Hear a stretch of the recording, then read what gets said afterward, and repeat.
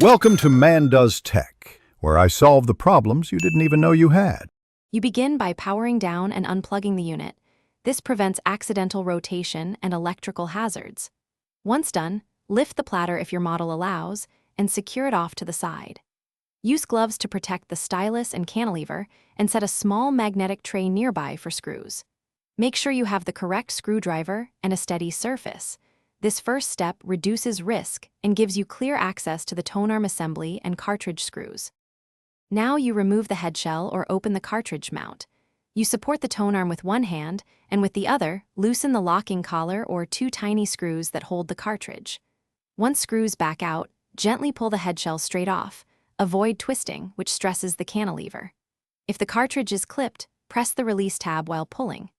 Take a clear photo of the 4 tiny tonearm wires and their color positions. This prevents mistakes when you put everything back. You now remove the needle. Grasp the stylus assembly by its plastic base, not the fragile cantilever, and pull straight out with steady pressure. Many designs click free.